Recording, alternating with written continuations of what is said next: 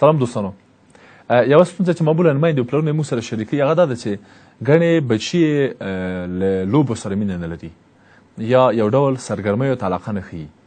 یا یې نه لري یا نه غواړي چې سرګرمي وکړي لوبې وکړي. معمولا میندې او پلرونه وایي چې ښه استاد موږ چې هر څومره خپل بچي بیایو پارک ته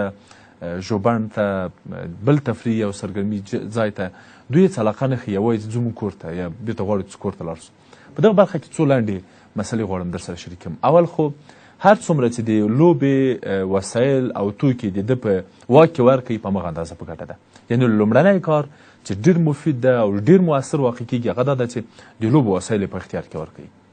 دی د لوبو د وسایلو په اختیار ورکولو کې کیدای شي یو ډول علاقه پیدا کړي. ډېری میندې په دې باور دي چې ښه استاد خو علاقه نه لري نو څه وکړو، ته د لوبو وسایل ورته راوړه علاقه یې پخپله پیدا کېږي. بله مسله چې بیا یې هم بوځئ ډېری موږ په لویانو کې دا مسله تشخیص کړې، معمولا موږ وینو په کوچنیانو کې هم همداسې ډېر ځله لویان تفریح ته مینه نه کوي، په اوله هغه کې په اوله تفریح کې هم نه لري، په دویمه کې هم اما درېیمه څلورمه زیاتې خپله مینه ورسره پیدا کوي. یعنې یو ډول خپله غواړي چې ملګرو ته وایي چې موږ تفریح ته نه ځو، یا مثلا خپله بچي م وایي چې مورې نن مې تفریح ته نه بیایې یا پلاره نن مې تفریح ته نه بیایې. یعنې یو دوه درې ځله دا کار په یو جبري شکل هم که کوئ ویې کوي وروسته بیا کومک ترسره کوی شي. کارټوني فلمونه یا داسې فلمونه یا داسې تمثیلي ټوټې یا داسې کلپونه چې دی سرګرمۍ ته تشویق کړي، دی یو ډول لوبو ته تشویق کړي، دی یو ډول تفریح ته تشویق کړي، پرې ووینئ دا کومک ترسره کوی شي. کله مو چې د لوبو وسایل ورته اخیستل خپله یې بوځئ، هغه توکي چې تاسې راوړي دي او دی علاقه نه ورسره ښیي، ډېر ځله یې علت دا وي چې هغه توکي د ده په خوښه نه وي، هغه توکي دی نه غواړي، نه یې خوښېږي.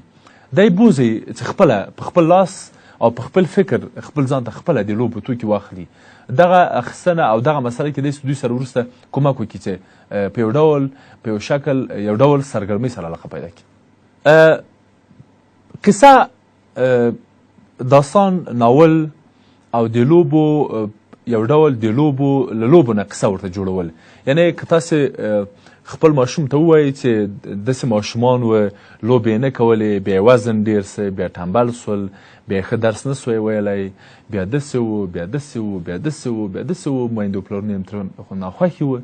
دغه کار یو ډول تاسې ماشومان هڅوي، ځکه چې ډېری ماشومان غواړي چې د بریالیتوب یا د ښې زده کړې یا د ښه پرمختګ روشونه او طریقې زده کړي. که احیانا تاسې راپاڅېږئ او خپل ماشوم د دا مسله په غوږ کې ور وڅڅوئ چې ګوره بچیه،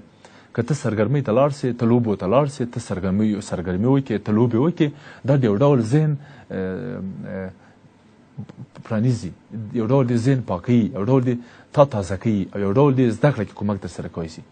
دا خو که هغه کار که کومک هم ورسره ونه سي کړی، دا یو ډول تلقین کېږي او کومک کوي. او بل په دې باور ولرئ چې سرګرمي او لوبې په مستقیم او غیر مستقیم ډول په زده کړه کې اغېز کوي. دا خپل ماشومانو ته ورته. بله مسله چې ډېره مهمه ده، د لوبو لیدل مهم نه دي دوستانو. د تفریح ته د تګ لیدنه او هغه تفریح ځایونه لیدل مهم نه دي. ماشومان معمولا پکې ښکیل کوي، یعنې لوبو کې ښکیل کوي، په لوبه کې طرف کوي، په لوبه کې ودروئ، په لوبه کې کېنوئ، چې یو ډول دغه کېناستنه او هغلته په هغه لوبه کې تشریک مسایي په اصطلاح او ګډون یو ډول دی وهڅوي چې ښه دا خو ډېر جالب شی ده واله، راځه چې وروسته له دې به یې کومه او زده به یې کړمه. یعنې په لوبه کې سهیم کېدل او ګډون کومک ورسره کوی شي. کوشش وکړئ چې یو ډول نقاشۍ ته، رسامۍ ته او خطاطۍ ته تشویق کوي. دا خپله یوه سرګرمي ده. که احیانا یو ښه رسم وکاږي، یو ښه نقاشي وکړي، یو ښه رسامي وکړي، یو ښه مشق ولیکي او وروسته به یو دوه درې کسه تشویق کړي، دا خپله یوه سرګرمي ده، دا خپله یوه لوبه ده او دا دی یو ډول هغه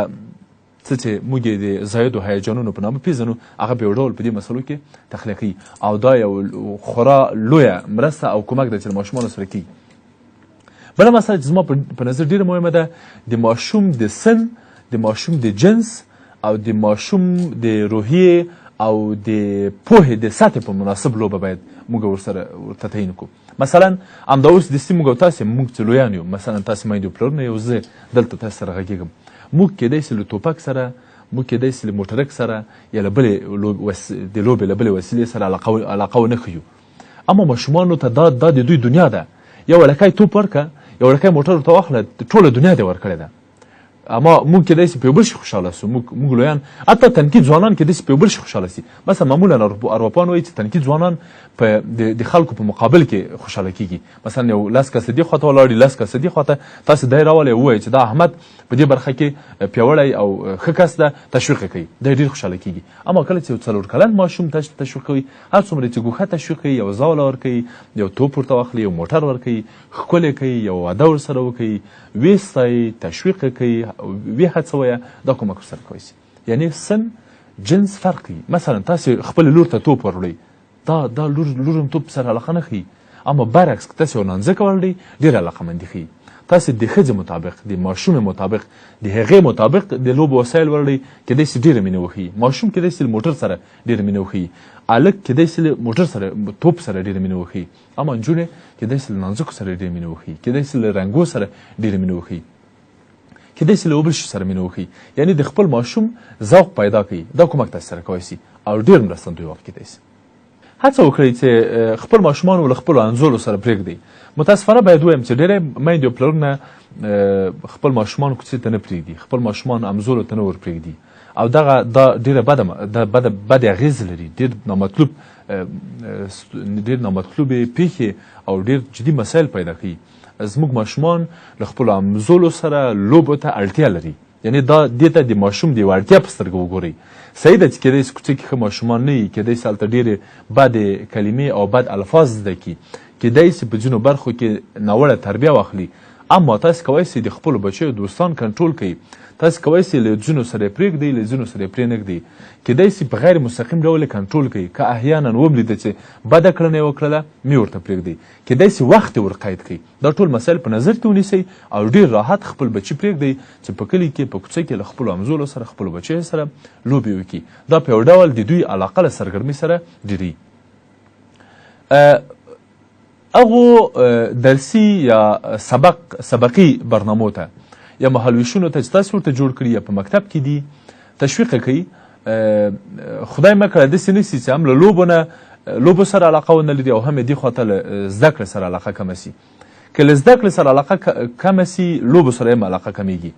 په ورته وخت کې که له زده کړې سره علاقه ښه سي له لوبو سره هم علاقه ښه کېږي په عین حال کې که دی له خپلو لوبو سره علاقه پیدا کړي له درس سره هم په یو ډول علاقه پیدا کړي یعنې غواړم دا ووایم چې دغه اړیکه هم معمولا په نظر کې ونیسئ د ده د تحلیل قوه هم په نظر کې ونیسئ چې دغه لوبه دی درک کوی سي دغه لوبه دی تحلیلوی سي که د ده له سطحې نه جګه ده دا لوبه ځینې موارد دغسې هم وي دغسې هم پیښیږي نو ښه خبر دا ده چې موږ ماشومانو ته موږ د خپلو ماشومانو لوبې ووینو او د خپل